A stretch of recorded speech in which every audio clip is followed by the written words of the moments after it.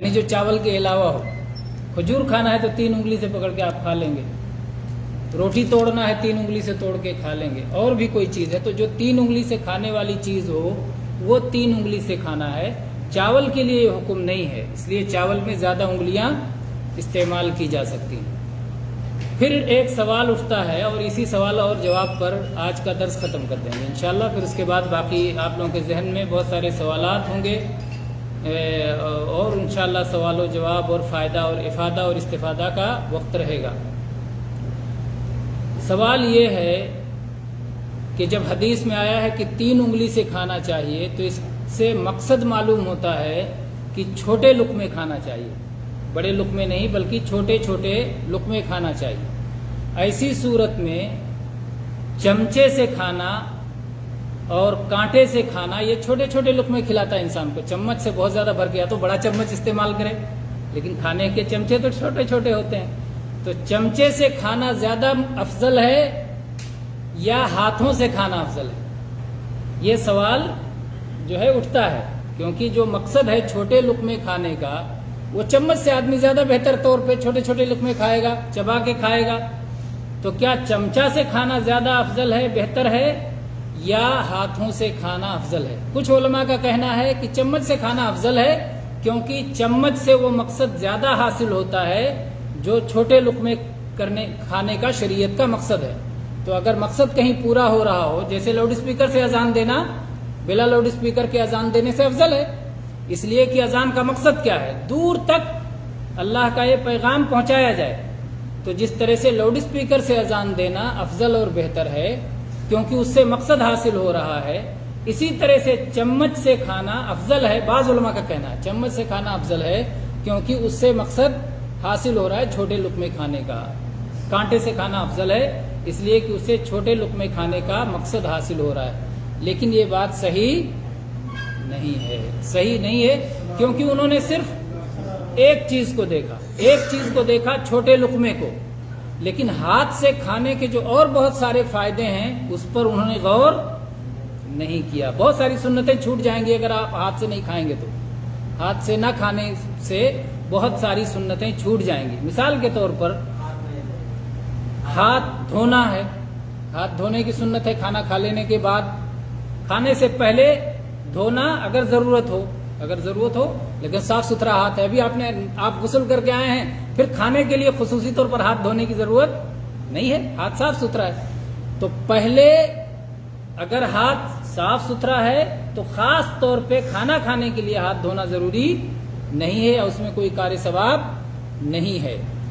لیکن اگر دھونے کی ضرورت ہو تو ابتدا میں آدمی ہاتھ دھو لے. اس کے بعد کھانا کھاتے ہوئے مختلف اوقات میں جو مختلف سنتیں بتائی گئی ہیں ان کا اہتمام کرے.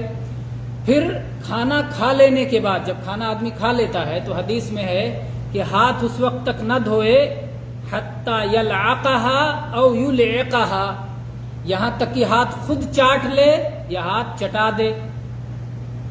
ہاتھ خود چاٹ لے یہ ایک سنت ہوئی.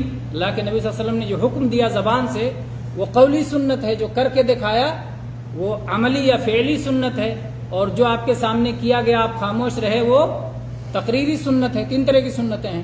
تو یہ حدیث قولی ہوئی. آپ نے کہا کہ ہاتھ اس وقت تک نہ دھوئے یا ہاتھ اس وقت تک نہ پوچھے جب تک کہ اسے چاٹ نہ لے یا چٹوا نہ دے. چاٹ لے تو واضح ہے، اپنے آپ خود چاٹ لے انگلیوں کو. چٹوا دے، کس کو چٹوا دے؟ اگر نئی شادی ہوئی ہے، میاں بیوی بیٹھ کے ساتھ میں کھا رہے ہیں تو اپنی بیوی کو چٹوا دے، ہے نا. اس کے بعد بچے ہو گئے اللہ کے فضل و کرم سے، چھوٹے بچوں کو چٹوا دے، اپنے بچوں کو بچیوں کو، ہے نا. تو چٹوا دے میں یہ محبت کا اظہار ہے اور یہ تعلیم ہے اور ایک لگاؤ ہے. دیکھیے جب محبت ہوتی ہے نا، محبت اتصال چاہتی ہے. محبت اور نفرت کی ساری کہانی 2 لفظوں میں ہے، ہجر وصال. ہجر مطلب الگ ہونا، وصال مطلب جڑ جانا. تو ساری محبت اور نفرت کی پوری کہانی ہجر و وصال میں. اسی لیے جتنی شعر و شاعری ہے، جتنی ادب اور فنون لطیفہ ہے، سب اسی 2 پہ چلتے ہیں، ملنے اور الگ ہونے پر. تو ملنے میں ملنا اپنی انتہا کو جب پہنچ جاتا ہے، جب ایک جسم کا کچھ حصہ دوسرے جسم میں داخل ہو جاتا ہے، یہ انتہا کو پہنچ جاتا ہے. ایک تو ملاپ ہوتا ہے اور پھر ایک حصہ دوسرے حصے میں، دیکھیے ایک حصہ دوسرے حصے میں ایسا ملا اور کہیں اور بھی ملنے کی صورت ہے، تو یہ ملاپ کی جو ہے محبت کی اعلیٰ ترین شکل بن جاتی ہے۔ تو یہ جب آپ چاٹتے ہیں اور انگلی منہ میں جاتی ہے اور اس کا احساس اور لذت کا، تو یہ بھی محبت کو پیدا کرتا ہے، محبت کو پروان چڑھاتا ہے۔ اس کو غور نہیں کیا شاید جن لوگوں نے کہا چمچ سے کھانا افضل ہے۔ پھر اس کے بعد میں آپ نے یہ بھی سنا ہوگا کہ اللہ تعالیٰ نے انگلی میں کچھ ایسی چیزیں رکھی ہیں جو کھانے کے ہضم ہونے میں مدد دیتی ہے۔ اسی لیے کہتے ہیں کہ کھانا اگر محفوظ رکھنا ہے تو انگلی سے ہاتھ لگا کے مت رکھو، نہیں تو کھانا خراب ہو جاتا ہے۔ کیوں کھانا خراب ہو جاتا ہے؟ اس لیے انگلی میں کوئی ایسا مادہ ہے جو کھانے میں لگ جاتا ہے جس کی وجہ سے کھانا جلدی جلدی گل جاتا ہے یا خراب ہو جاتا ہے، فاسد ہو جاتا ہے۔ تو اس لیے جب انگلی سے کھایا جاتا ہے تو اس سے کھانا جلدی ہضم ہوتا ہے اور بہتر انداز میں ہضم ہوتا ہے، اور منہ سے جو لعاب نکلتا ہے اور بہت ساری چیزیں ہیں بہرحال اس میں۔ تو کھانا اگر انگلی سے نہ کھایا جائے گا تو چاٹنے اور چٹوانے کی سنت اور بعد میں ہاتھ دھونے کی سنت چلی جائے گی۔ ہاتھ دھونے کی نبی صلی اللہ علیہ وسلم نے تاکید فرمائی ہے کھا لینے کے بعد۔ کھانا کھا لینے کے بعد اگر کسی شخص نے ہاتھ نہیں دھویا، خاص طور سے رات کا کھانا کھانے کے بعد اگر ہاتھ نہیں دھویا تو خطرہ ہے کہ رات میں اس کو نقصان پہنچ جائے۔ حدیث میں آیا ہے کہ اگر کوئی جانور کاٹ لے، کوئی کیڑا مکوڑا کسی قسم کا کاٹ لے، کیونکہ وہ چلتے ہیں رات میں اندھیروں میں، اور اس کے بعد وہ اس طرح کی بو کو، کھانے کی بو کو تیزی سے محسوس کرتے ہیں، پھر اس کے بعد اگر یہ لگی رہی ہے ہاتھ میں تو وہ کیڑے مکوڑے آپ کو نقصان پہنچا سکتے ہیں، ایسی چیزیں نقصان پہنچا سکتی ہیں۔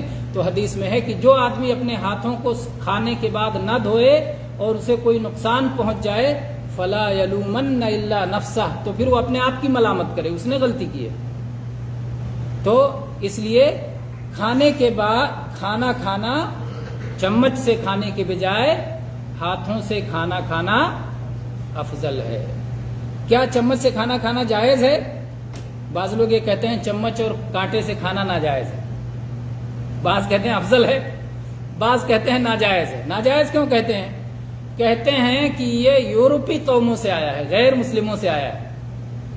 میرے بھائیوں، اصل میں غیر قوموں کی ساری چیزیں ہمیں نہیں چھوڑنا ہے، ہمیں یہ سمجھنا ہے کہ غیر قوموں سے کب مشابہت کرنا ہے، کب نہیں کرنا ہے۔ غیر قوم اگر کپڑے پہنے تو ہم ننگے رہیں گے، غیر قومیں اگر کھانا کھائیں تو ہم بھوکے رہیں گے، اگر وہ پانی پئیں تو ہم پیاسے رہیں گے۔ ایسا ہے ہر چیز میں، کسی بھی چیز میں ان کی مشابہت نہیں کرنی، ان کے جیسا کام نہیں کرنا ہے، نہیں، یہ مقصد نہیں ہے۔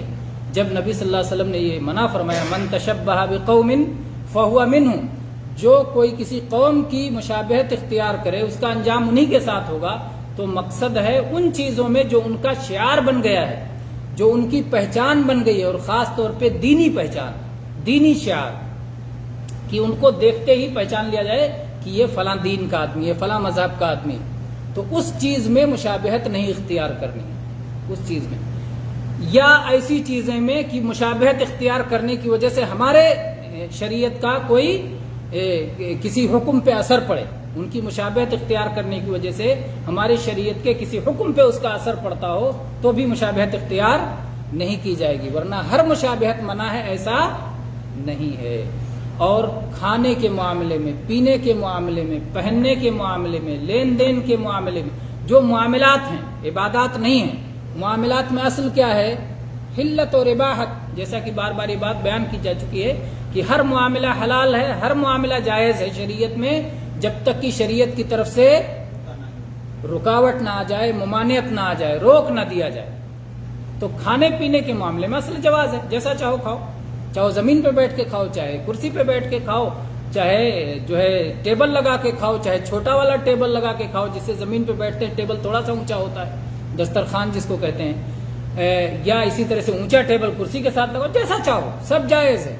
قل من حرم زینۃ اللہ التی اخرج لعبادہ والطیبات من الرزق، تو جو پاکیزہ رزق اللہ نے دیا ہے اور جو زینت کی چیزیں اللہ نے پیدا کی، کس نے حرام کیا ہے؟ تو اصل حلال ہے۔